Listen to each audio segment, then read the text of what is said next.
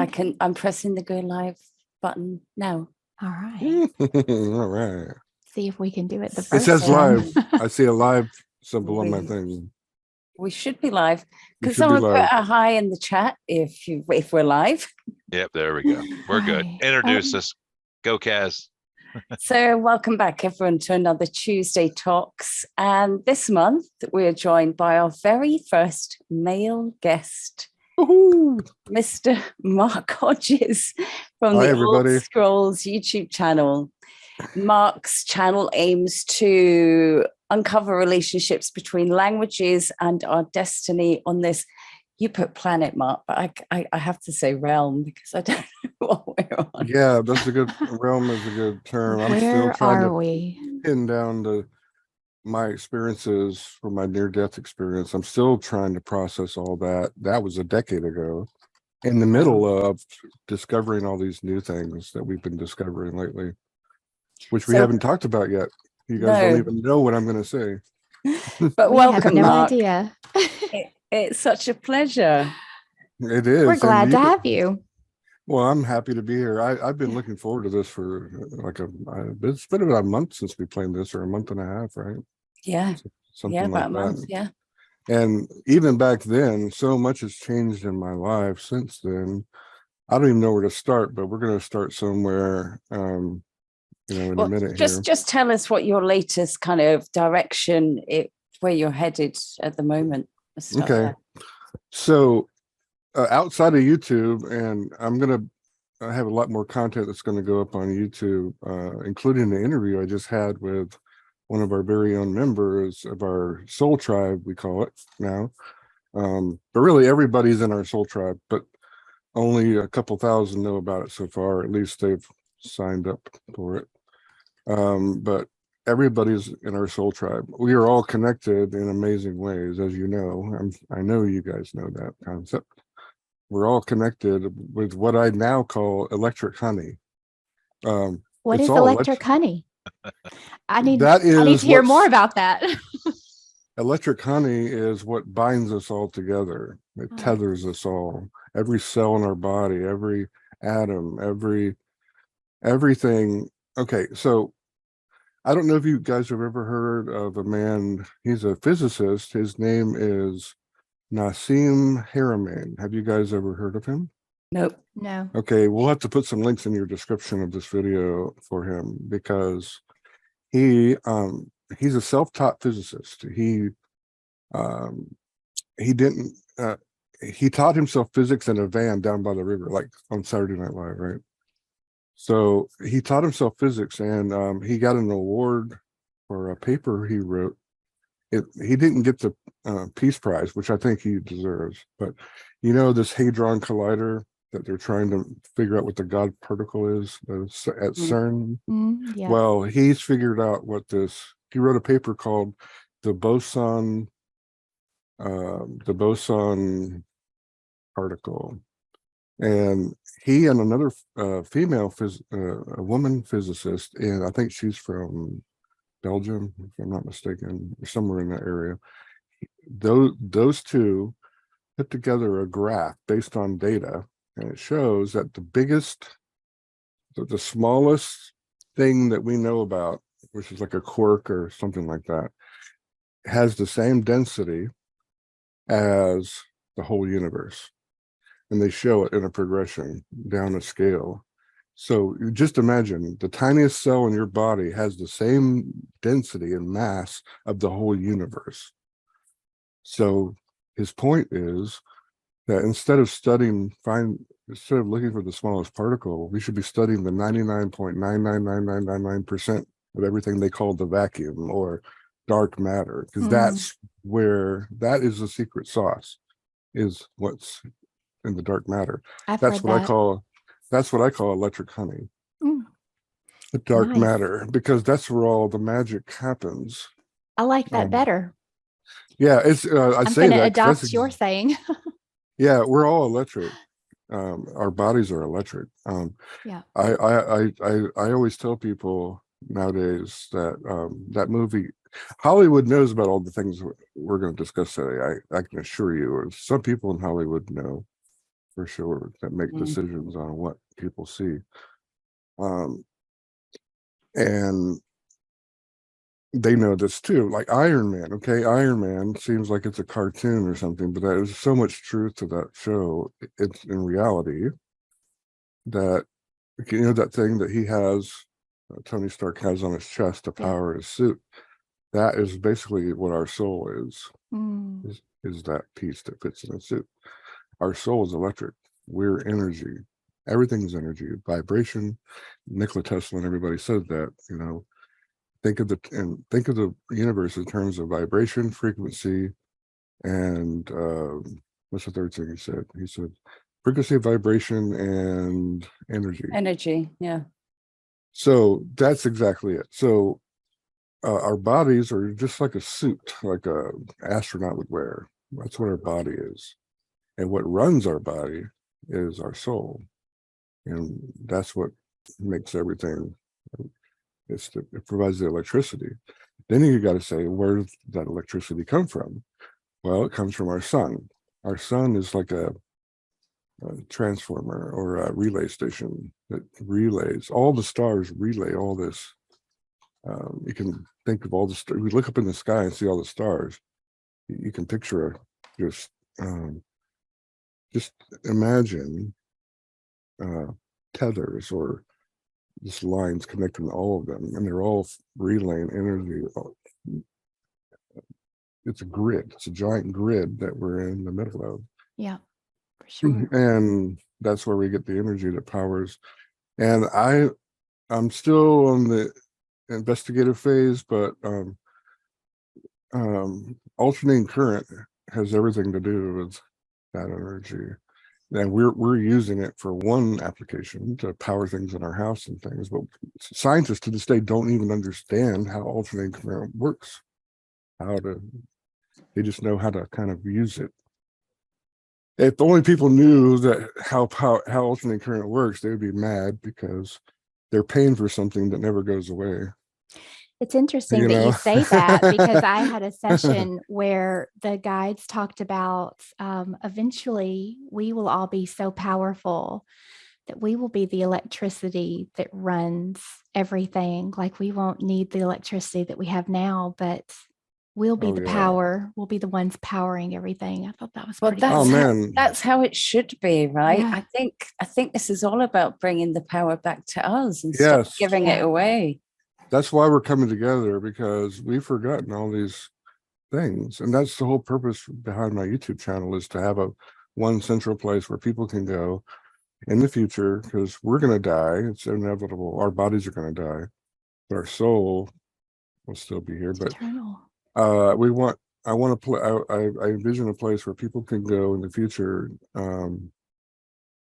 to remember who they are and remember all these things that we were taught to forget, because we were taught to forget these things, and we're coming together now to remember who we really are. And there are choices have consequences, and if we make certain choices, we can steer the planet and the whole universe in the right direction.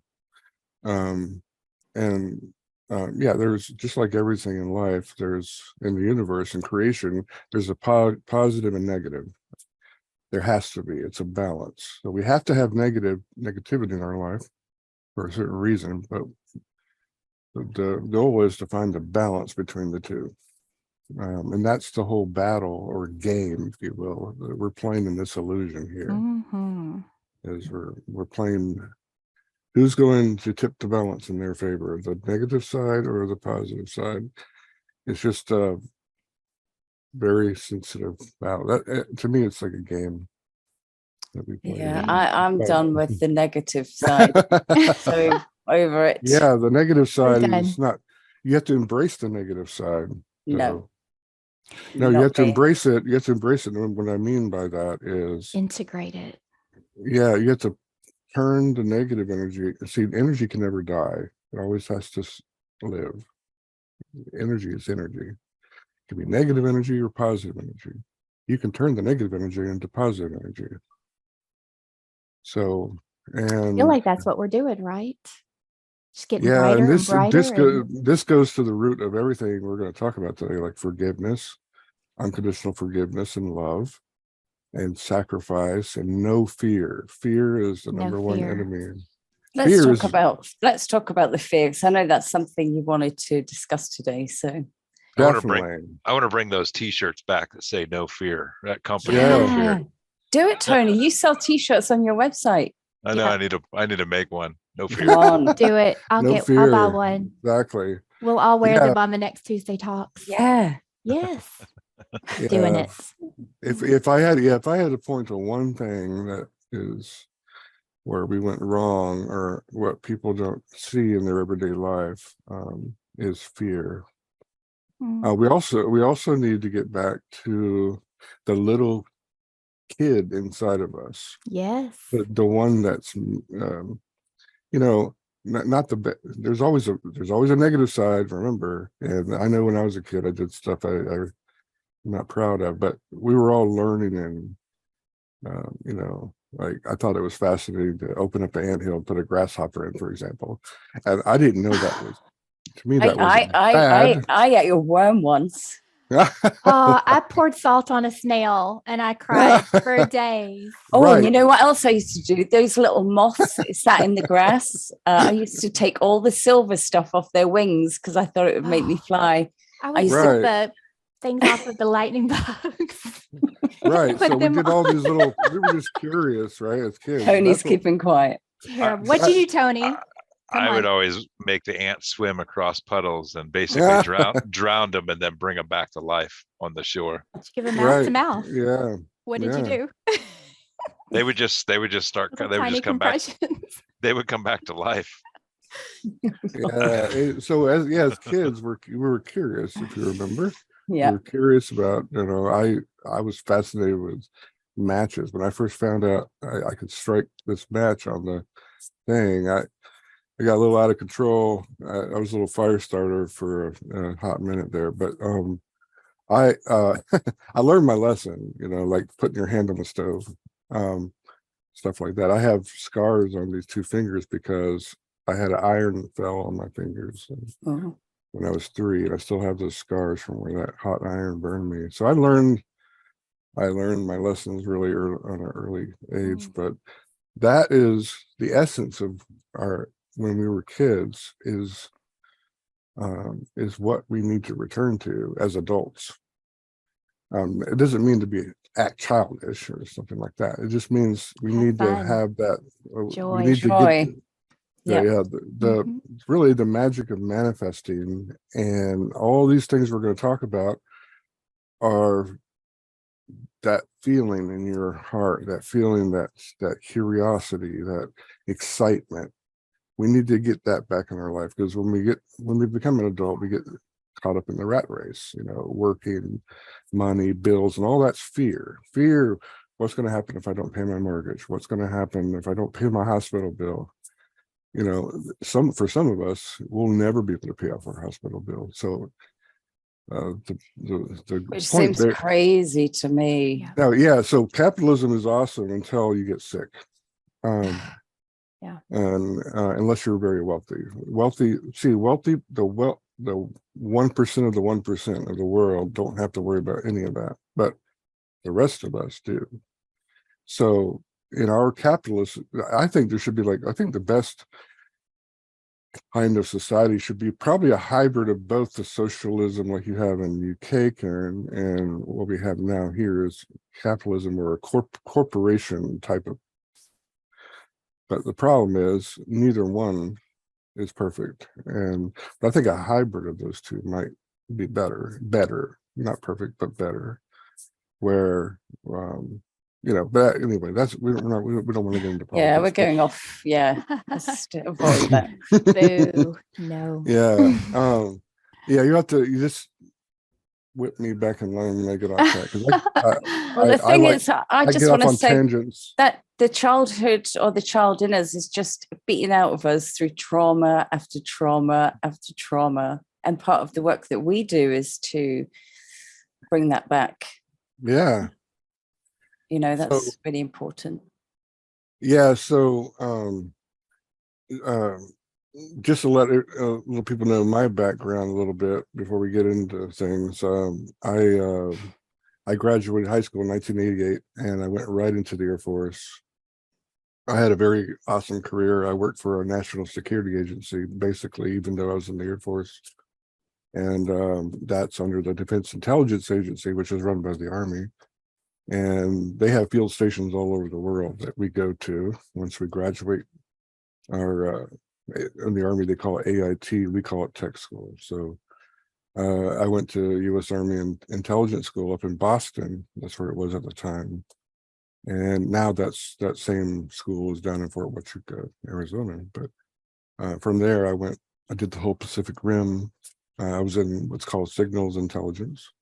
So I copied Morse code and direction finding and all kinds of cool stuff. And then I had to learn everything there is to know about electromagnetic signals. That's how I know a lot about how electromagnetism works. And that's why our body's electric too. All these waves flowing all around us, microwaves, gamma rays. That's when you talk on your cell phone, that's microwaves. That's why, remember, we used to have these little things on our belt we used to store our phones in. Well, all the microwaves, see, your phone is, even when you're not using your phone is talking to towers all the time. And that's exchanging microwaves. And microwaves is the same thing you heat your food up with. And if you're exposed to those, your body, it can harm us, really. And I used to anyway. Love my So- microwave. I don't have one. I was just having this conversation earlier today about microwaves, and I was like, it does not affect me. I do not allow it. I have put up my shield and I'm using my microwave. Yeah. We don't have a microwave in this house. We use like we use oven fryer or air fryer.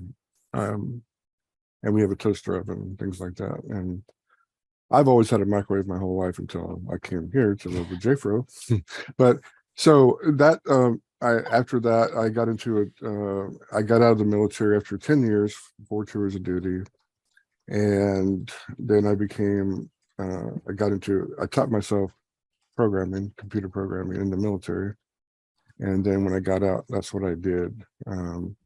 Eventually I retired as a manager for software development, and as it relates to interfaces to all the banks in the world. So that little chip in your debit card, the RFID chip, we did the research and development for that. It's called EMV. So yeah, my whole career, I've been in the technical environment until I got sick in 2008. That's when I got really sick, and I was able to work 5 years after that, but then I just lost everything, and that set me on this path to where we are today. So listen, we're talking about fear, and I want to know, just from your experiences you've had, what tips you have for overcoming fear. Because I know you've been through a lot, Mark. So do you have any advice? It's a pure miracle we're even talking right now, really, in the grand scheme of things, looking back. But I came back to this body to deliver these messages to everybody, and I'm so grateful for that. And that's another thing I want to talk about in a little bit, is gratefulness. It's a good one. Being grateful, yeah, because gratefulness and love vibrate almost at the same frequency. Actually, being grateful is higher than love, believe it or not. It's a higher frequency. So you want to have gratefulness in your heart. At the same time, you put love in your heart. That way you supercharge your soul. That way, the more love and gratefulness you have in your heart, the higher vibration you can attain. But fear, what is fear? And I think we need to separate a couple things. There's fear, like a woman would have, of a spider, That seems to be a common theme, spiders or snakes. But there's I some women love who like, spiders. there's some women like spiders and snakes, right? So can't say all It'll be women. this one right here. This one does. Both. Right. Good. So that's not the kind of fear I'm talking about. I'm talking about a fear that holds you back from attaining the high vibration. It keeps us in a lower vibration. Any kind of fear, like fear of heights, fear of claustrophobia, all these fears, or fear of trying new things, or having new experiences. Have you guys all ridden a roller coaster before in your life?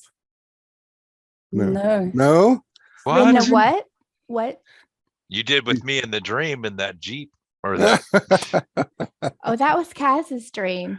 Yeah, I know. You two were off-roading in a dream one night. Remember we were going to the holes of a Menti or something. Left me right out of it. Oh, you guys know about sorry, Mark, I misheard what you said. I thought you said something about an orchestra. I thought so too. I was like, I've never ridden one of those. I've listened. No, a roller coaster. Roller coaster, yes. Kaz and I were on the same reality at that point. Okay, so think back on the first time you ever rode the biggest roller coaster. I remember mine. Yeah. I was in Nashville and I was at Opryland. That doesn't exist anymore, but we used to have Opryland. If you guys remember, I went there to the old Opryland. I did. Yeah. And now it's moved right now. down Yeah. the way from us. And who knew years later I was going to be taking passengers there from their hotels and stuff for different shows at the Grand Ole Opry. But back then we had a full-fledged theme park there, and which is now a big mall they built called they call it the Opryland Mall. The Gaylord. Isn't it the Gaylord something? Yeah. Gaylord's the resort north of there, but then the mall itself, it's big. Can't remember. Yeah, it's huge. I like it's one of the only malls. You guys love a mall, don't you? We do. That's our malls thing are over awesome. here. Food court is cool because you get to walk around and get all the samples, and then you can get full just on samples. I don't ever think to do that. Food. Kaz is like, I'll go to the food court. Can I try that one too? Okay. I didn't know you could get samples. Gosh, I'm missing out. Oh yeah. Also, that mall has everything in it. So that's pretty much all the malls that are left are malls like that one. Like it's basically a tourist attraction, but it has all the main stores you're used to seeing in there. But it also has like the Rainforest Cafe, like you have in Dallas, Grapevine Mall, and the Mall of America and stuff like that. So those are the only malls that really survived all the online onslaught from Amazon and everybody. Because just think about all the money it takes to run a mall, all the air conditioning costs, and Edie says it's called Opry Mills. That's it. Opry Mills. That's it. Thank you, Edie. Oh, how did we get onto malls anyway? What's happening? From fear to malls. Fear. Okay. You should probably fear malls. Spiders. Actually. Yeah. So the reason we got on the topic because I was asking you guys if you've ever ridden one. Roller coaster. And I remember my first one was And at Opryland there used to be a roller coaster called the Wabash Cannonball. And my dad tricked me on getting onto it. He said, "Oh, this is just a little kiddie roller coaster," but that one actually did loops and everything. Did it go backwards? Did it go backwards? I don't think so. No, but it was just like your standard steel roller coaster where you do loops and things and centrifugal forces. But once I realized what I was on, it was too late. I was strapped in and we were going and now. Yeah, and I was crying. I remember I was only like 5 years old at the time. And but I remember the terror of getting to the top of the hill and then going down at 5 years old. And I was just barely high enough. I was tall for my age, so I just barely fit on that little, they had a little yardstick there. It said, "Can't ride until you're this high." Well, I was just tall enough to get on that roller coaster. So I remember crying through the whole thing, and then my dad said, "You want to go again?" And I was like, "Yeah." So fear is just like that. Can be If you're addicting, can it? yeah, Sometimes. mhm.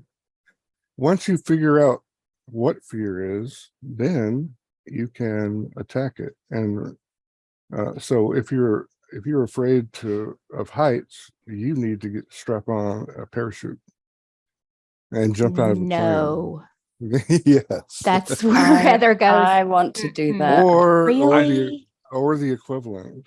Well, you already know we don't die. So right? how do I overcome I'm my not ready to fear of lose my spiders? body.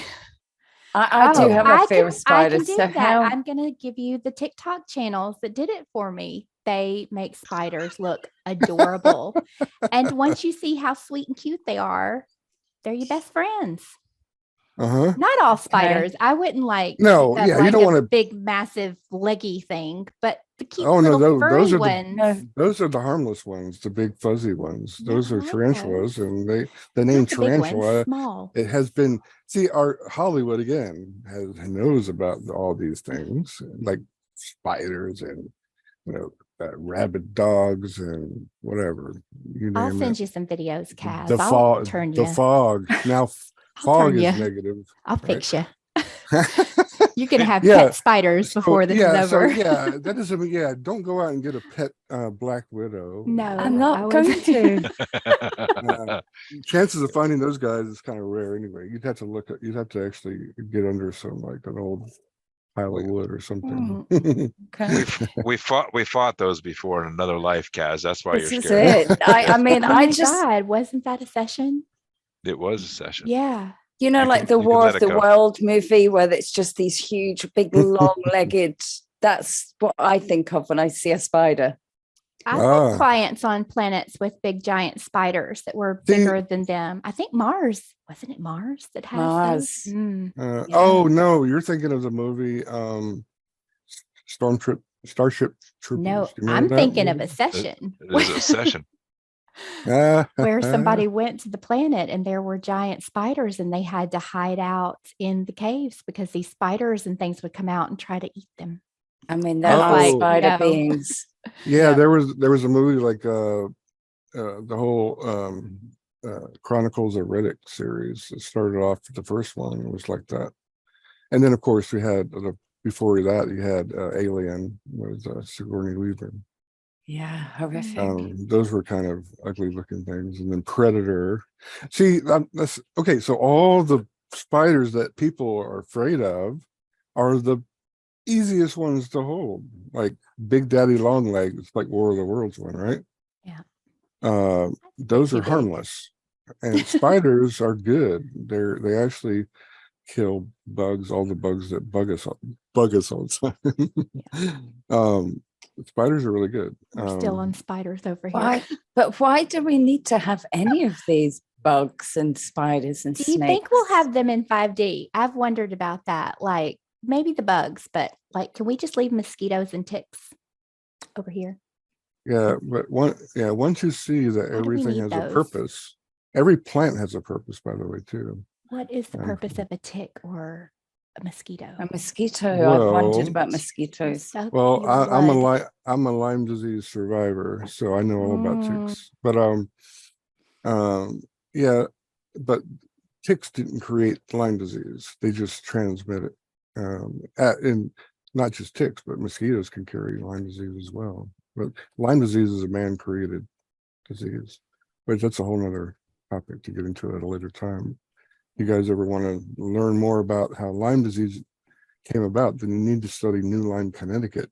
That's where it started. And it started when an insect got out of a laboratory.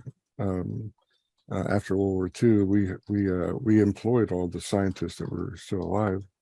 They came here and they started some of the things you might have heard of, like the CIA and NASA. And we have a big biological warfare program even today, and that all got started with something called Operation Paperclip. You can Google that, and I've looked into that. That's yeah. interesting. So anyway, it's not the tick's fault.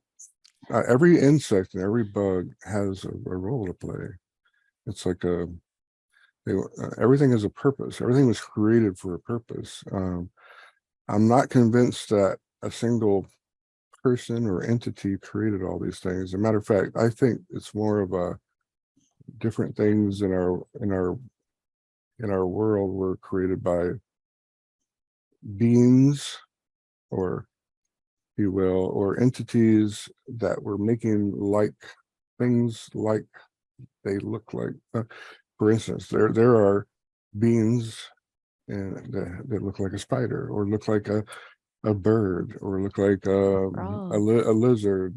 Mantis. So I think a lot of the things we see are just creations from different entities. Yeah. And this is like a giant petri dish.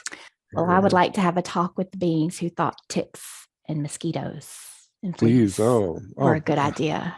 Who doesn't like honey? Bumblebees, yeah. Bumblebees are powerful. Yeah. There's there's beetles that have wings that can levitate. They can defy gravity. Stag beetles. We had them when I was kids, when I lived in like West London. Yeah. And they fly like this. And they have big pincers here. And what do you mean they fly like that? Like not they kind of stand up and their wings go like this. Look up stag beetles, they're horrific. And they have these big pincers, and they used to bite me. My leg would just balloon. That's horrific. That's like a nightmare. Why is that here? What is that? Oh, now we're just being bad on bugs. Let's move away from the bugs, please. Alice had a question though. She wants to know, what's the island called where they made Lyme's disease? Do you know, Mark? Plum Island. Plum. Plum, Plum. Wow. That's one of our facilities. And try to get near that island. You'll find that you'll be met by Homeland Security people before you even get near it. Or we have one in Fort Frederick, Maryland. We have a biological warfare center there. And guess where I grew up a lot of my life? In Maryland. So people in Maryland know about Lyme disease a lot, but I got diagnosed in Florida. Doctors there know nothing about Lyme disease. And really in medical school, they told me, because after I got clinically diagnosed, I went around to all the doctors that were just throwing various drugs at me and they didn't know what I had. I went and educated them on it. And we had a wonderful Tuesday Talks, a couple of months ago, Heather? Yeah, with Jessica. Yeah, who spoke about her Lyme disease journey. Oh my goodness, it's horrible. I wouldn't wish that on anybody. Yeah, she said the same, I think. Yeah, I went to work for like 3 or 4 years with the IV in my arm, getting antibiotics. And still to this day, I'm not well, but I have good days and bad days. And anyway, getting back to fear. I think the number one, I would say the number one fear people have is to die in any situation, right? And if only people knew what I know, they wouldn't be afraid at all. And that's why when I had my first interview in January, and it was a divine intervention that caused me to be on this podcast in the first place. I wasn't even interested in talking about NDEs and near-death experiences or out-of-body experiences. None of that was on my mind at the time. And just this random link popped up in my suggestion on YouTube. And it was the Jeff Mara podcast. And I felt in my heart that I needed to go on there and tell my story of my near-death experience. So that's how that happened. And when I did that, all these people came looking for more answers. I could just sit here and talk to you for a few hours about all the things that happened when all that started happening, just a bunch of miracles. But everybody, I talked to every one of my subscribers that have come to my Facebook side. I talked to each one of them personally, and what most of them wanted to learn more about is astral projection. Mm. And I was like, yes, of course. If you learn how to astral project, then you can experience what I experienced when I died. And then you'll know our bodies are just vessels. And then you won't be afraid to die. So it's like a chain reaction. So can you tell us a little bit about your NDE? I know Alice is interested in hearing a little bit about that. Alice? Yeah.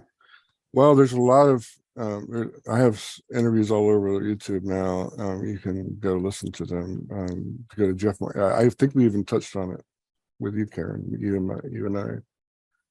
But basically, I'll just tell you a real what did you see when you crossed over? What did I experience? Yeah. So I'll tell you how it started, and then it's too long. That's an hour interview, hour and a half interview, just to tell you a Cliff Notes version. And just imagine being gone from this reality for 1,000 years, and that's basically the time frame we're talking about. Wow. I could write books all day long on what I experienced.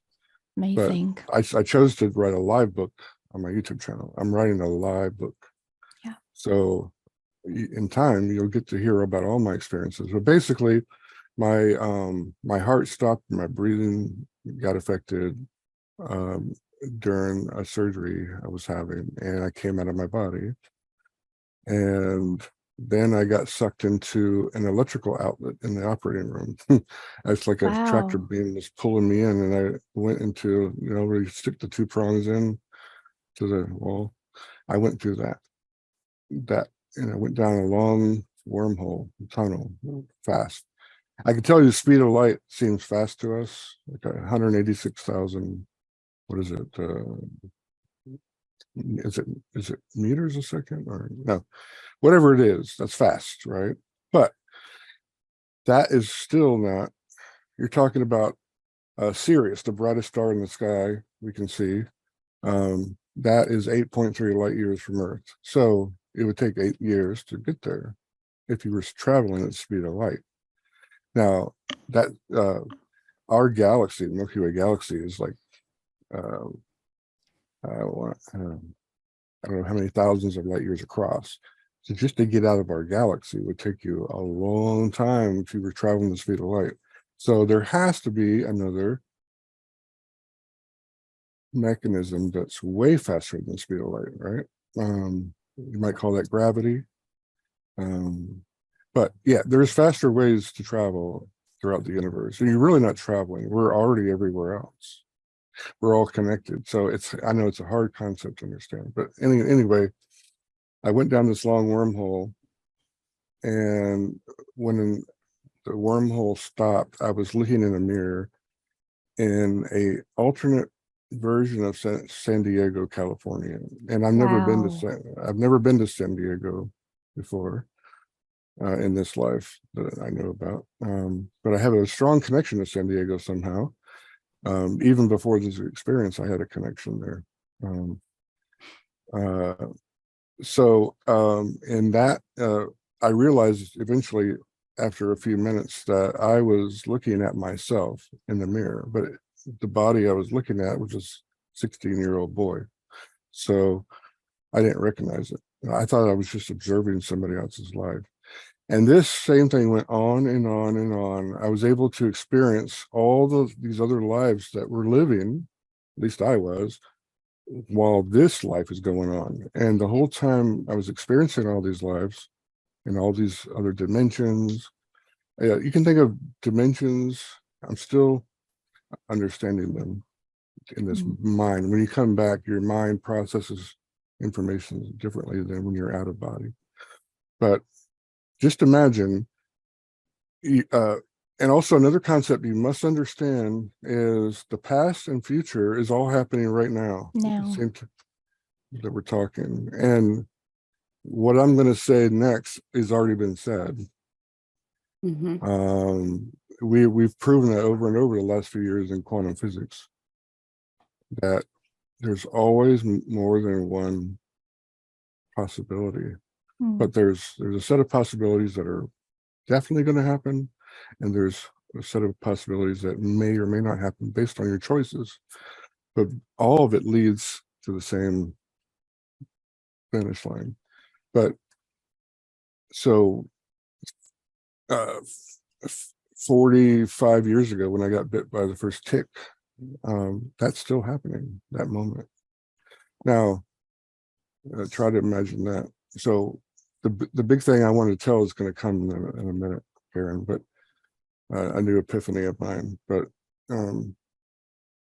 that is basically, in a nutshell, my first near-death experience. And then later on, I was in a coma in 2017, and I had a second interview with Jeff about that, because I wanted people to know the difference between being in a coma and dying.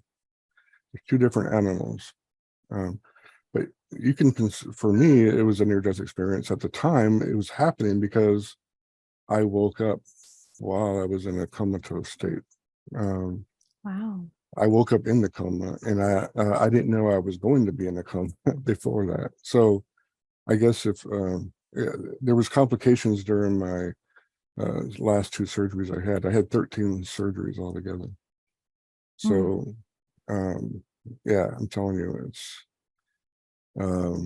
being the coma was the worst of the two. Near-death experience is cool because you're free from your body, but in the coma you're trapped in your body. So but there is a point when I was in a coma state where there was a void. It started off, I was in like a black void, and I've heard this, a lot of people talk about this void, so I know all about it because I experienced it. But it's like a bridge. It's like a bridge between this illusion and what's on the other side, people call it, or on the other side of the veil. There's this black void. So it's like a membrane, if you will, between the two, between dimensions. That's been coming up in a lot of my sessions recently, the void. That's come up in one of mine too. So I've seen the void and I felt it. So yeah. We were on Astral Travel. Listen, I want to ask you, why is it important, do you think, for people to have that experience of coming out of the body? I kind of want to be able to do it. And I've tried, Mark, using your technique, and I can't quite get there because I want to know what it feels like to come out and feel free. So anybody that watches my videos, my live streams on astral projection, because I give all the keys to the kingdom in those 2 or 3 podcasts, but we're going to talk about it more going in the future. We're going to refine things, because even though I've done it a bunch of times, I haven't done it in 10 years. So I'm way out of practice.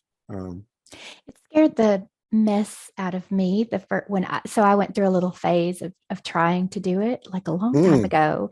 And I could get to the place where I would feel like this strong vibration and almost like a noise in my head that would scare me so bad it felt like my soul was being ripped from my body. And I was like, no, that's it.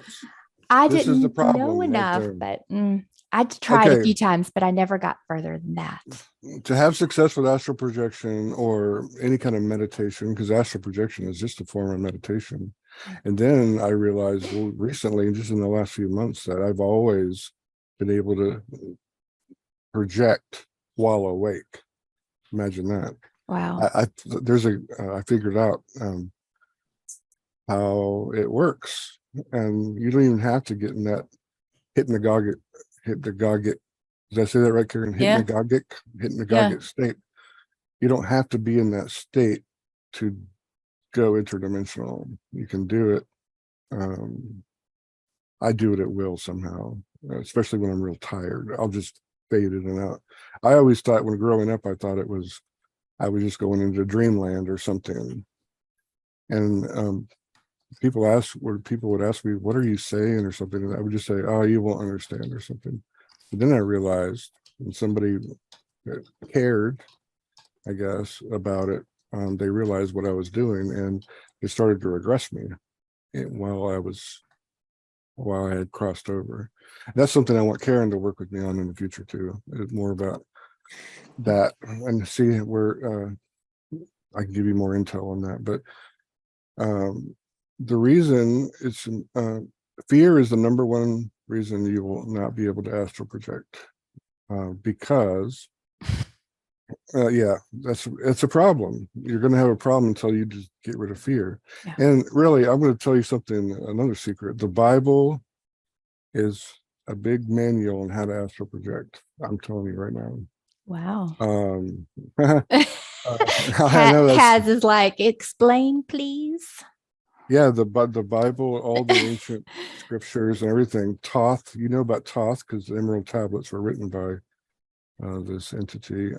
He's Hermes Trismegistus is another name for him. He was a high priest in ancient Egypt, and he was able to reincarnate over and over at will. And he wrote the Emerald Tablets, and that's basically a manual on how to astral project as well. So what's so special about astral projection? Your viewers might ask. The important thing to know is, so in the Bible, when it's talking about the kingdom of heaven is within inside you, love your neighbor as your brother, all these things have a common theme, love. And to astral project, you have to have your heart full of love. If you want to go to the nicer realms, there are darker realms you can go Yeah, to. there are. So if you have a lot of hate in your heart, you can also do it, but you're not going to have a good experience, I promise. But there's also our mind. You have to understand our brain. I call it a spirit trap because our brain is designed for us not to remember all the lives we're living right now. It's designed to only let us experience what our five senses can pick up. But there is a way to short circuit it and leave your body. And to do that, you have to do basically everything it teaches in the Bible to do. That's my point. You don't have to get in a spaceship. Heaven is right here. It's everywhere. You just can't see it because we're stuck in this mind 3D world here. But I want to get in a spaceship, please. Yeah, there are spacecraft for sure, and they have their now. Something I found out recently that blew my mind, and I'm brand new to it. This is talking about 3 weeks old now. This concept. Our resident angel Samba told me that not only can you go through portals to other dimensions here on this planet, some people call it Gaia or whatever you want to call it, Terra. There's portals to higher dimensions, like the fifth dimension you mentioned before. There's portals right here, like in Mount Shasta, which is like a 3-hour drive from here, is one. There's apparently a portal there. You can not only go in, but you can take your body, this physical body, with you. That's something I never knew you could do. Have you guys ever heard of that? Yeah. I had a session last week where there was this guy, my client, took me on a journey where there was a portal or many portals. They weren't known to anybody but this gatekeeper. And they were ordinary people like us in ordinary houses, in ordinary streets, in ordinary places. Oh, yeah. And they were gatekeeping portals they weren't known about by many people. Yeah. Take me. Have you guys, and no, you don't have to find them, they'll find you. A matter of fact, if you go on my Facebook page or my Facebook group, it's called Game of Scrolls, like Game of Thrones, but Game of Scrolls. One of our members came up with that rule in the early days. Came up with that name, and it's stuck. And so now that's what we call our soul tribe now, is Game of Scrolls. But I have a post on my feature section right now that a guy I found who he has a bunch of interviews on YouTube about his experience going to a city he called Talos through the portal at underneath Mount Shasta. Yeah. And you can see it. You can see these portals. Have you guys ever watched the movie Indiana Jones and the Last Crusade? Yeah. Mm-hmm. where he's on that ledge and he has to take a leap of faith, Mhm. and it just looks like he's going to step off into nothing, but he throws the sand on it and then he sees a walkway. Yeah. That's sort of how portals will look. You just have to be looking and at the right angle and also be vibrating at a certain frequency to see that. But so this guy, the reason I'm mentioning this guy is I have a link to this guy's website, and he has a handbook that he wrote on how to get your vibration high enough to go to Telos. And there he said they came and got him and gave him a tour of Telos. Wait a minute. Is he like an older gentleman? Yeah, he's not, I feel I like don't I know. saw this interview. I used to think I'm 54. I used to think that was old, so but yeah, I think I he's saw old. He's that. It was older really than me. good. I think he's about 10 years older than me, maybe. Yeah, Oh, it he's was a really still good young then. story. Yeah, so yeah. Oh, last night I watched an interview with a World War II veteran that was 95. And he looked and sounded just like maybe he was pushing 70, maybe. Wow. And that's another cool thing. All this ties together. It's so I'm trying to keep this all together so we don't get off track. But every day that goes by, once you start feeling, once you get rid of fear in your life, because I want to stay on that topic. Once you get rid of fear in your life, you're going to see that you're totally free.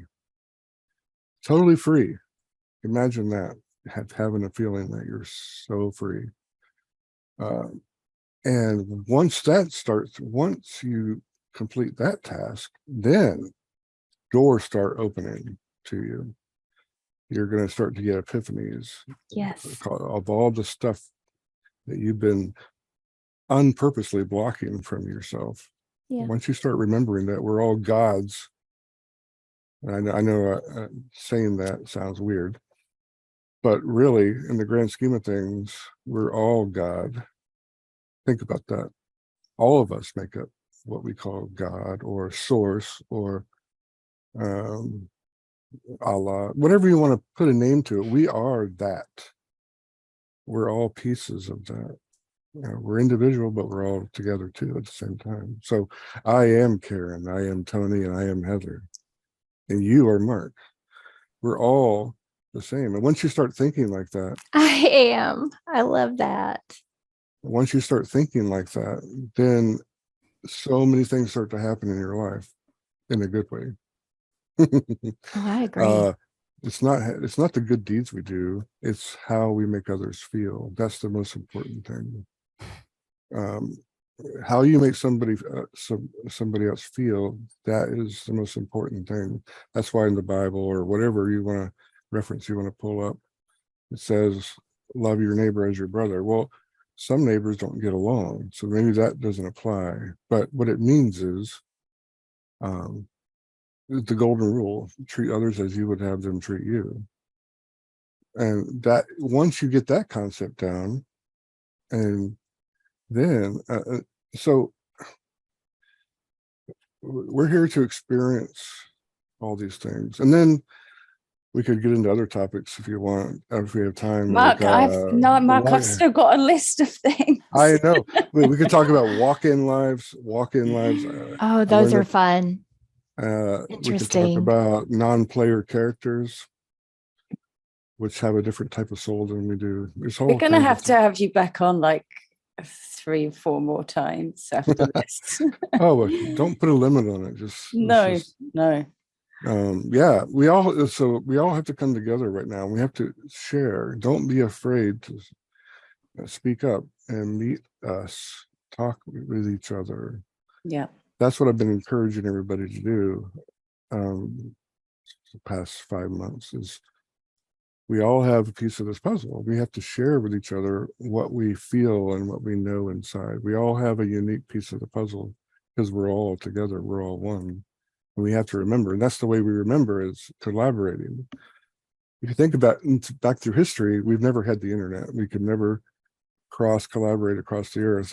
Just imagine back in the old days, not too long ago, it took a month for a message to cross the Atlantic Ocean, for example.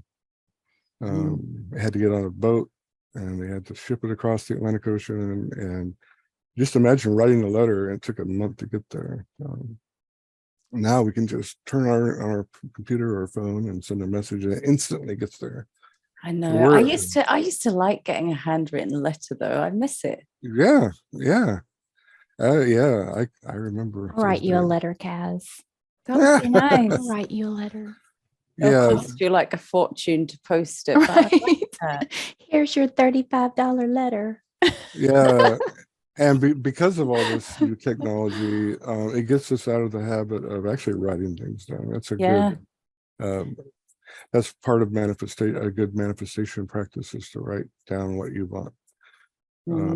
But you don't have to, but it's a good way to reinforce in your mind what you want. But anyway, we're still in fear, right? and a bit of astral travel. Yeah. So they go hand in hand. So if you follow the steps I lay out in my videos on how to astral project, you will have success if you do exactly what I say. But you have to have love in your heart, and I speak about that, and you have to get rid of fear, and it's not easy. That's 99% of people will never astral project on purpose if they have fear in their life. You got to get rid of that. So getting back to the beginning, Tony, so you have to, just like they say, you have to face your fears, no matter how horrible or horrific they are. You have to face them somehow, and that includes past traumas. And now a lot of my new intel I have is about how to do that. Like, for example, I'll tell you real quick, my newest epiphany I had, and a new technique I found to help you get rid of fear. So like I said, your past lives, lives past and this life are still happening. And I was like, why didn't I think of this before? So if you want something now, ask your future self to help you get it now. Yes. Okay. And what I mean by that is not just talk, but imagine. Our imagination is very important. When you think about something, it happens. It's the law of attraction. So if you really believe in something, you really want something, whether it be money or whatever you want, a relationship, you have to just surrender to that. Number one, you have to surrender and say, I'm grateful, and be grateful for what you have first. Gratefulness is what you have to have in your heart to get anything to manifest. And and I found that saying it out loud, what you want, is important too. Not just saying it in your head, but actually vocalizing it. You know, singing it, Mark. Have you tried, or making a rap? Or yeah. Any way to say it. Like, we are creators. We are creators. So like, I'm rapping out. I'm rapping out my manifestations over here at the moment. Yeah, speaking of rap, if you want to see a really awesome freestyle rapper, check out Harry Mack. You'll find him on TikTok and YouTube. He's amazing. You'll think he's an alien from outer space. I can see Tony turning into a rap star. Oh yeah, with my black fingernails. With your black fingernails and your toes. Oh yeah, and your toes. Tony, have we got any questions in the chat about what we've been talking about so far? Not really. Not any questions. But one thing I want to say that, like, Mark's talking about his NDE, and I love the similarities between NDEs and our sessions, journeys and such. And we're talking about trying to get rid of fear. And the thing with fear is, once you see where that fear comes from, just like we do in our sessions, once we see where that fear comes from, it's so easy to release it. Mm-hmm. And like in an NDE, you see what you might fear, and where it comes from. It's so easy to release it. So like in our sessions, it's just like talking to a therapist or a psychologist. When you talk about something, it makes you feel better, right? Getting something off your chest. Well, no, you actually see it for yourself where it came from, and you see Right. that it doesn't apply in this life. Yeah. And Right. so then it's easy for you to get rid of Oh, it. you're talking about regressing to Yeah. past lives. Okay, yeah. Yeah. Once you see it, you can let it go because you And now know what it's Exactly. connected with. That actually has a healing effect too in this So body. healing. Yeah. and it might not even be past lives. It might be parallel lives. It might be Parallel in lives, yeah. this life. It might be something. But once you see where it came from, then you're no longer afraid of it because you see where it is. It's just like going to a haunted house. You see that monster is just Right. a damn person. So It's an illusion. then Yeah. it's easy for you to release it.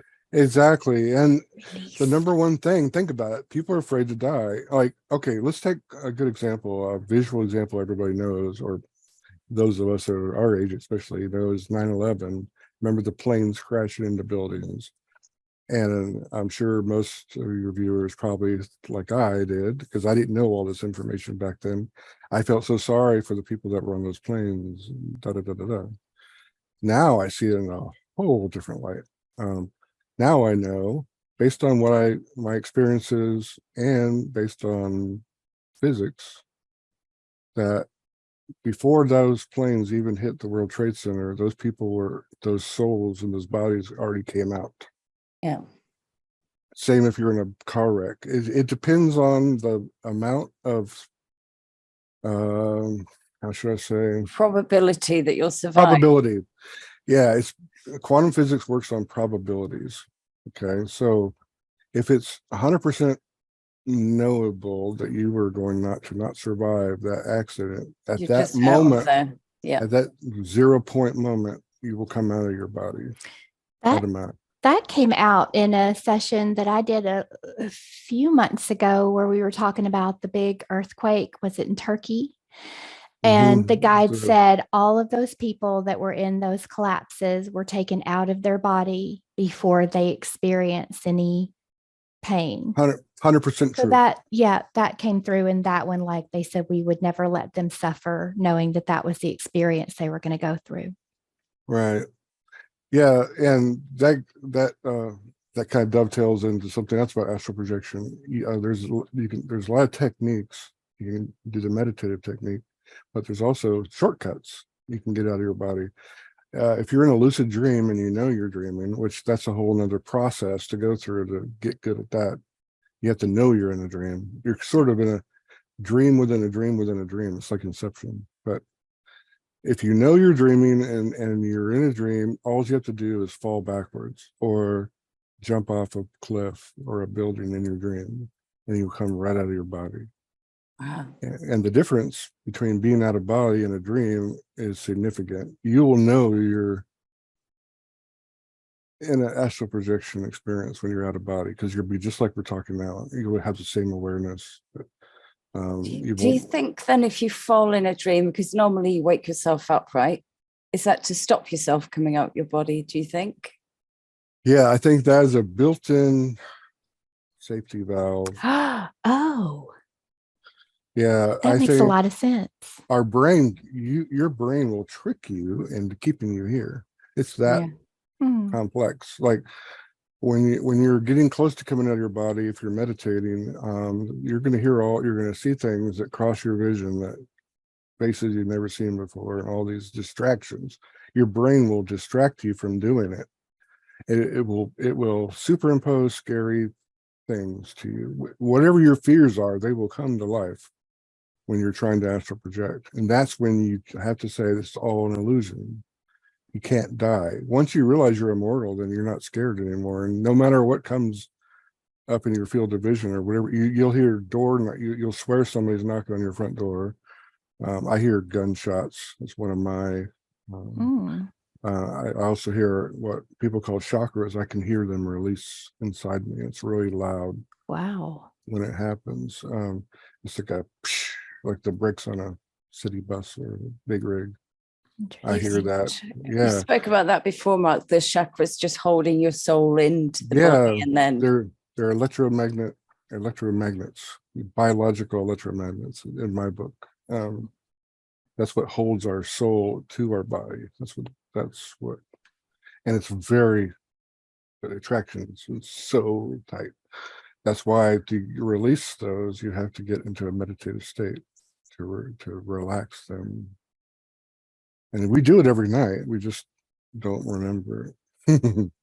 Your soul doesn't require sleep like your body does. So while your body's sleeping, you can go anywhere in the universe you want to.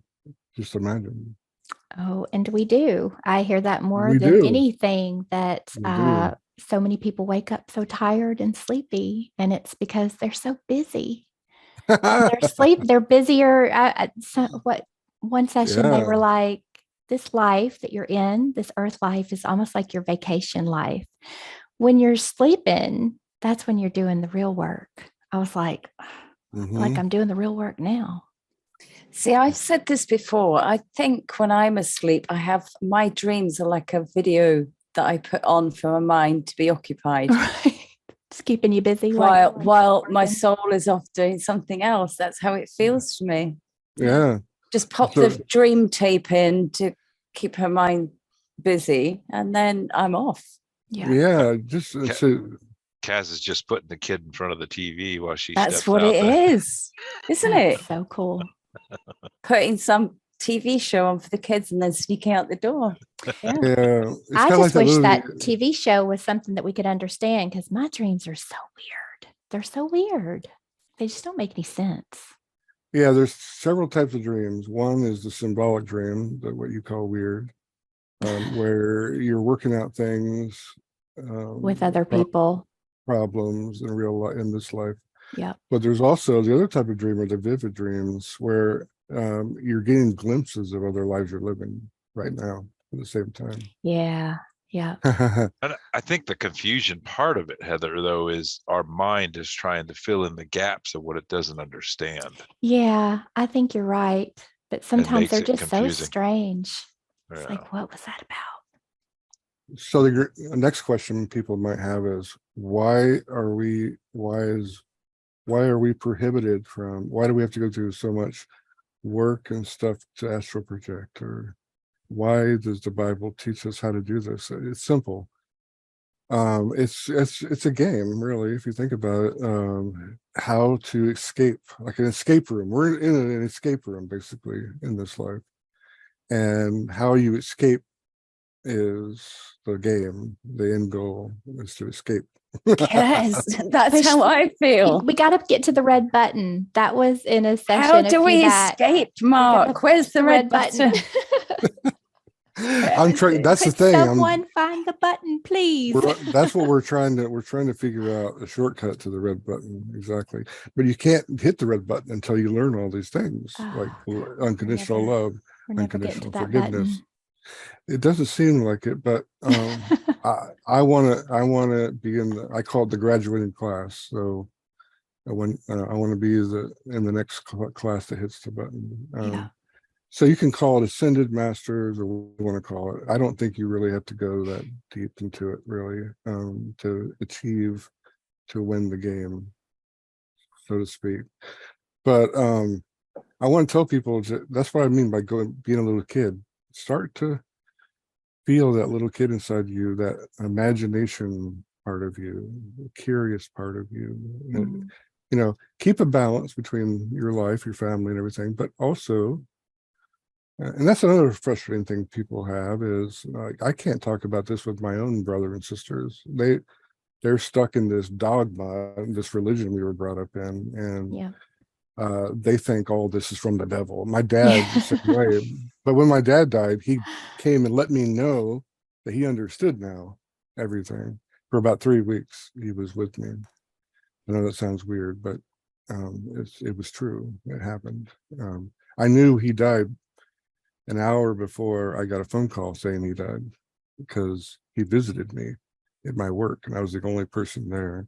And he poked me in the back, just like somebody came and poked me right in the back. He used to do that in real life. And he did that while I was sitting in my chair doing some paperwork at my job. He poked me in the back and I swung around looking for who did that. And there was nobody there. I was the only one in the whole building that was left. It was like 7 at night and everybody had gone hours ago. And he did things like that to let me know it was him.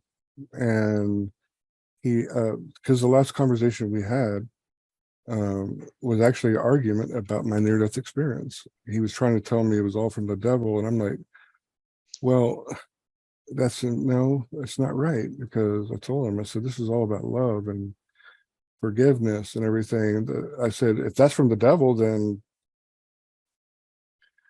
people are misconceived of what the devil really is. But anyway, that's a whole other topic we can talk about later, as what I call the family. There is an evil force here, or has a role of an evil.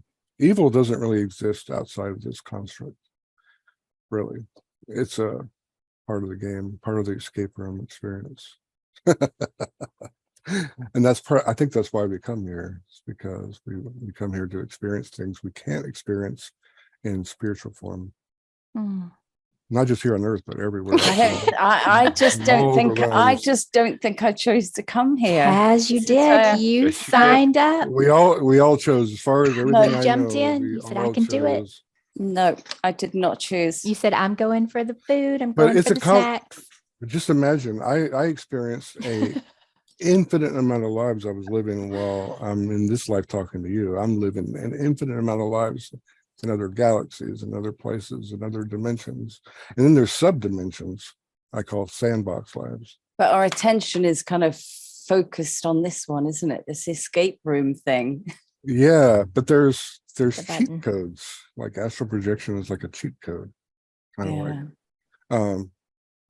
Now, something I've seen a lot lately in the past few months is this idea of our soul being trapped here. Yes.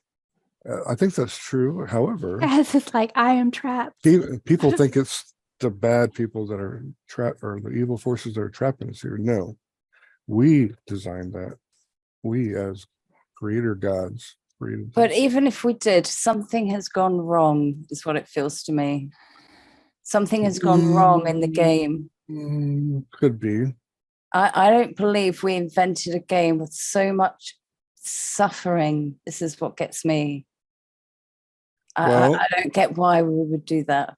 Remember, you got to turn a negative into a positive somehow, right? That's a good segue for our question here from Alice. What's your advice for people who are sick of waiting for positive change? That's the number one problem, Alice, is you are in control of that time you're talking about. What do you mean by that? I think Mark froze. Did he freeze? Oh, don't go, Mark. We need to know what you meant. Dun, dun, dun. Back. It always happens. I'm live here. Nope. There he is. There you are. Now he's back. We got you. He froze. Now it says your internet connection is unstable. Uh-oh. You are lighting up, and you are. Did you hear the question from Alice? Oh yeah, you did. And then I said, "What do you mean by that?" And then you. I've been talking to you the whole time. I haven't froze up on my side. Am I okay now? Yeah. You're good. Tell us again. We just had some kind of glitch, I guess. Yeah. Okay. So Alice, the number one problem you have is you're waiting for something to happen. You can't wait. You control your destiny. Alice, find the red button. Please, Alice, and bring us with you. Okay, so if you're waiting if you think things are not going well, number one, things are not going to go well. You have to make the change in yourself. Go inside yourself and make the change you want. But Mark, you have to think of like homelessness and famine and abuse and rape, and you can't say that it's someone's. I don't get it. Okay, rape, that's a little bit more difficult to explain, but all the suffering that people go through, this is the issue. I just can't get my head around. Look, I could have nobody's suffered more than I have the last 14 years, I can assure you, even though I wasn't raped or whatever. I mean, that's another thing. Guys, we would probably react different to that kind of circumstance than women do. I'm like, why don't why hasn't anybody ever raped me? No, I mean, shouldn't say it that way, but it depends on your perception of the situation. Okay, why are there serial killers? Okay, so we're taught that there's always a boogeyman around the corner our whole life. Think about it. Saddam Hussein, now it's Putin, right? Hitler, Stalin. People talk about Hitler killing all these Jews, but Stalin killed 25 million, not only Jews, but his own people during World War II. 25 million. Nobody ever talks about Stalin. Nobody ever talks about us giving them the weapons to do what they did either. It's all relative when you think about it. Yes, some horrific things have happened, but you must understand that we don't die, we're immortal. So that I know this is not, people are not going to like this answer, but if the rape, okay, let's just take a rape incident. That's already happened. That already happened before it happened. And that was a choice that was made.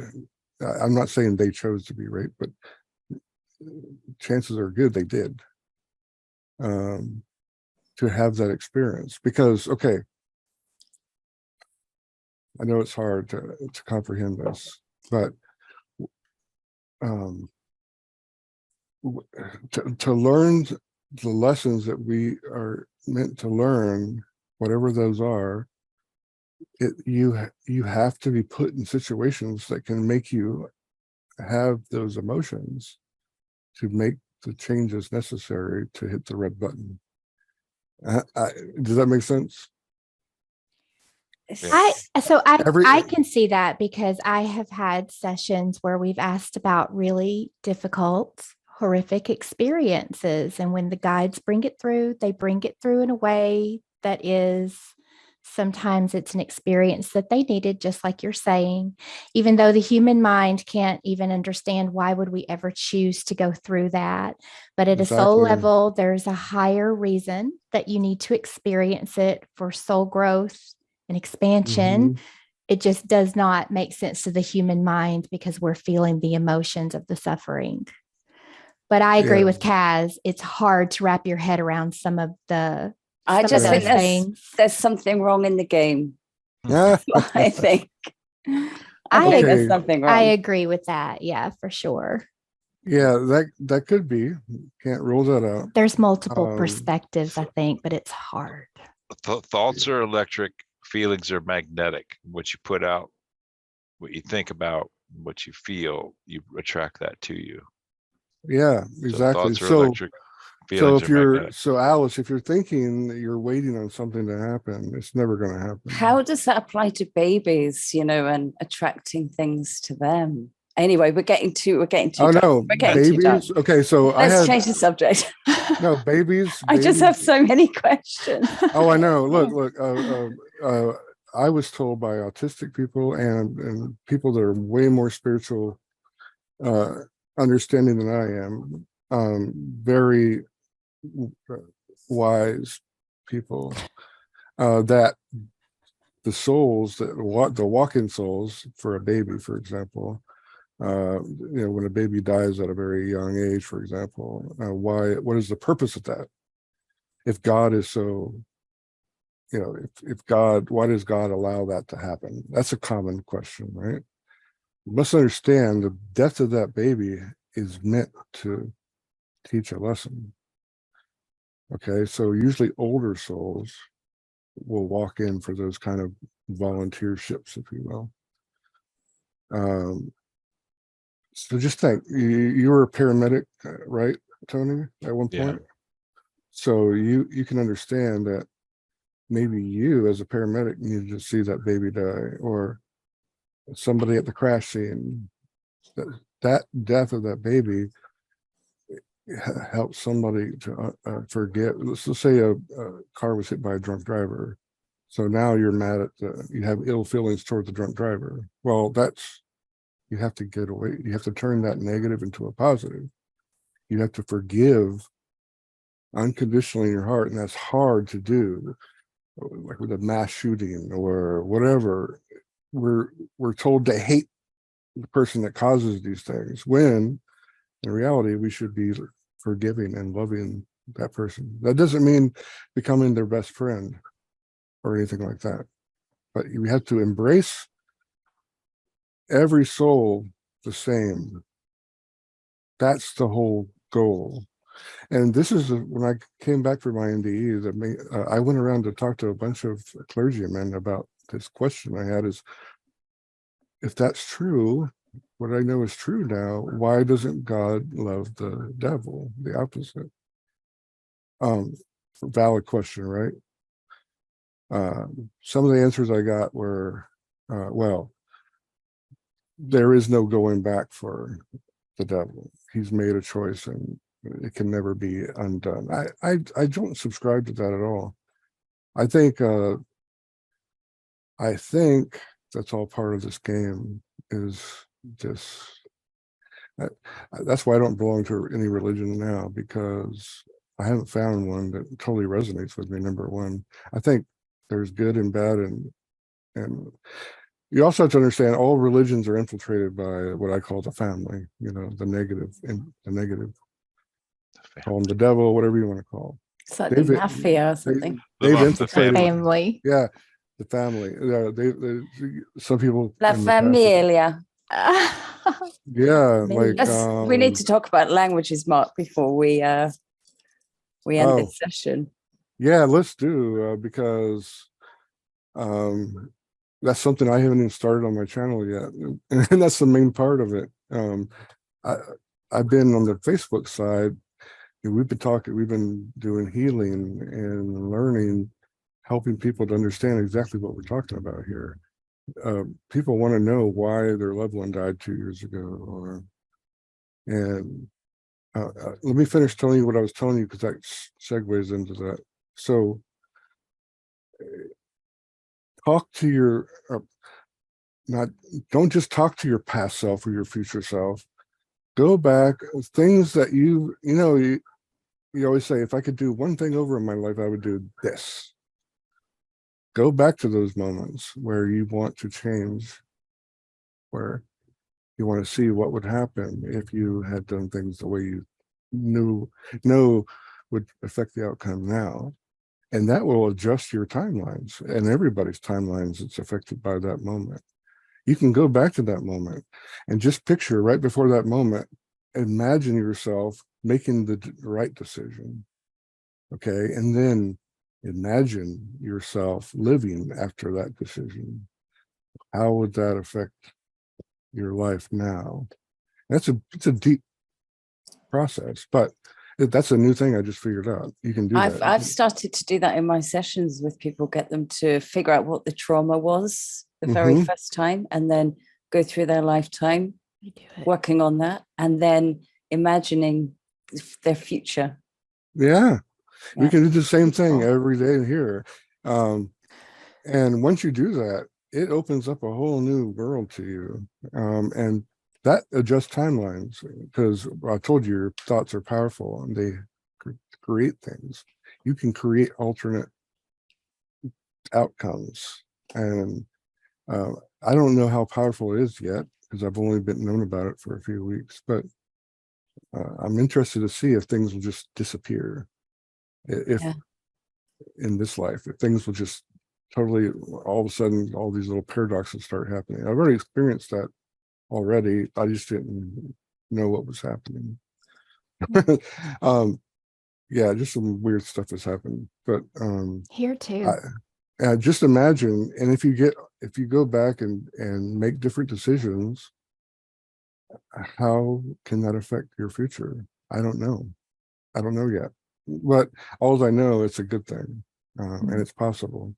So yeah, go back, look at all the times in your life, and look for the patterns that have happened. Look to the people that were in your life when those things happen. Like, I think what it does, Mark, is it starts to deprogram all the programs you set up for yourself. It kind of starts to unravel those. It does. It definitely would. Definitely will. And I'm just in my infancy in understanding this power. but languages. So the reason I started my channel, the whole theme of the channel is remembering who we are by learning ancient languages in this case. So when I was 20 years old, before I knew any of this stuff we're talking about, I remembered that I wrote Japanese in another life, or I didn't know how it was happening, but I just had this remembering of writing these characters. So I went to University of Hawaii, where I was on Oahu there. This is back in 1990. And I bought a book on how to write characters. And when I opened the book and started looking at these characters, I just naturally wrote them. I already knew them. I didn't know how to say them, but I knew them. And that's, it wasn't until my near-death experience where I put the two and two together of how I remember them. I actually was able to experience a life in ancient Japan where I was a woman in that life. But I acted as a man because all my brothers were killed, and I wanted to get vengeance. I wanted to get vengeance for their deaths. So anyway, I remember writing the characters, but when I got to Japan for my next tour after Hawaii, I actually went to Japan for 4 years. When I wrote, and Japanese people saw me writing, they were shocked because they said, no one writes like this today. Like, this is how the ancients used to write. And that, after my near-death experience, I realized that how I made the connection. Mm. So I want to show, I thought by learning other languages, and especially ancient languages with people on my YouTube channel, it would stir the same kind of things in them. They would start to remember who they are in other lives and things like that. Sort of the same thing you do, just on a different kind of, using a different tool. Does that make sense? So what's happening with the languages, Mark? Because I know you said you haven't like kind of started that yet, but I'm going to, every time I try to start it, something comes up. Like, it's funny how that's happening. It's just not time. Yeah. or something's trying to stop you. Or that, yeah. That could be that, but there's bigger fish to fry. Like, when I first had my first interview in January, within 24 hours, I had 1,000 people send me or subscribe to my channel. Wow. Right away in the first 24 hours. And 25% of them came to, a couple of days later, I started my Facebook page, my Facebook group, and a quarter of those 1,000 came, and I met each one, and a lot of them have come and gone, but they needed some help understanding something, and I didn't sleep for the first week. and this has been an ongoing process until now. Is I wanted to build a solid foundation. I figured out that we came together. It didn't take long to figure out we all came together at this time for a higher purpose. Let's talk about that. And that's what stopped the language part for now. But I think everything's gotten to a point where I can start focusing on the language now. But before that, we had to build a solid foundation on exactly why we came together. Yeah, so we can talk about that. Let's talk about why we all came together, you think? Still learning why. But I believe my vision is we're all going to be able to travel the universe together in spirit form, or maybe with these bodies. I'm not sure. I'm down with that. I'm ready. Like think about a giant field trip. Let's go. Cosmic field trip. Wouldn't that be awesome? And just think about the Someone amazing find the portal. Yes. Yeah. So all these megalithic structures, like the pyramids, for example, in Egypt and all over the world, these pyramids were power stations, basically. How they used the power, I'm not sure exactly. But I think if you take the the biggest pyramid in Egypt, they're all pointed to stars, and they had a gold cap. So basically, they created a giant Tesla tower back then, and somehow I think they're all still working. All these megalithic structures are generating some kind of energy field that helps balance our planet in some kind of way. I envision us unlocking those secrets as a group, why those were built, and learning how to use energy again. See, these energy companies and all these people have bought up all the patents from people who wanted to profit off of this information. But that's the key. We have to give it away for free. Yeah. This is the main thing. This is why we haven't advanced yet. It's because we have forgotten who we are and forgotten the power we have. The power is not in the head of the government. The power is us across the earth. We are the power. And once we realize that, we can make the earth a better place. And that's why I think we're coming together to make a difference right now, because there's things messed up with the game. Yeah. I think we're here to fix the game. We're here to fix the game. We're here to fix the button. Button. Behind the button. So yeah. Yeah. Woo, we covered a lot of topics today. We did. We did. Yeah. Amazing. It's been so lovely having you on, Mark. Is there anything you want to end with? Tell people what you're up to, where they can go and find you, all that kind of stuff. Yeah. So on Facebook is even if you don't, there's a lot of people who haven't joined because they don't like Facebook. That's fine. Just create a fake name or That's me. something, and it's worth it. Yeah. Just create a fake name. It can be Billy Joe Bob or whatever, and just look up Game of Scrolls, all one word. That's the name on Facebook. Come join and share your thoughts. Talking about and it's a safe place to come. You can talk about your deepest fears, your deepest traumas, because that's one thing we all seem to have in common, all of us that are coming together right now, is we've all been through some kind of massive trauma in our life. Being raped, being molested, whatever. Those are all traumas that need to come out. You have to face those traumas in order to heal properly. And so come and interact. We talk about all these subjects that we talked about today, every day, all day long.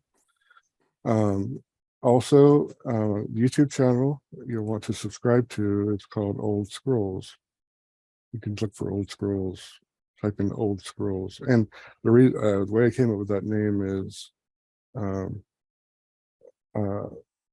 I wanted people to remember who they were through writing. So a scroll is an ancient form of a written form. So old souls, old scrolls, sort of a play on words. So Old Scrolls is where you can come as well. And yeah, we're going to be taught. The latest thing we're figuring out is what the fourth dimension is. How to vibrate high enough to experience fifth dimension, because you've heard about this ascension, right, to the fifth dimension. Really, fifth dimension's already here.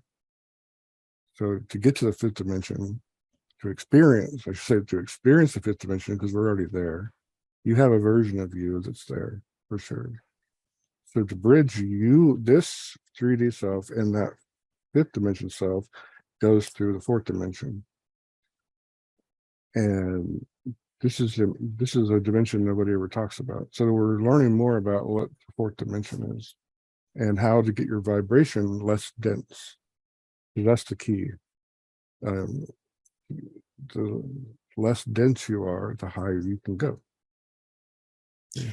So Mark, I want to come on one of your live chats. Do I have to be on Facebook or? Well, for now, until I need to get a license for Zoom because it has a 40-minute window. So eventually I'll have enough money to do that. But right now it's just been sweat equity. Okay, well, I'm going to have all your details in the all the description and stuff below, and Yeah. just want to say thank Yeah, you. my channel just got monetized, so that's a good thing. So I can start Oh, that making is a little good. revenue off that, and people can now see where to donate. People don't read the description sometimes. I think they don't understand how they can help or donate to the cause, but now they hopefully will have a better way to do that. I just figured if each subscriber donated 10 cents a month, for example, that would be more than enough I would ever need to keep going. Well, everyone go check out Mark's channel and give him a like and subscribe and all that stuff. And I hope we have you back soon, because Thank you for having me. And I've got a list. Thank you of for being things. here.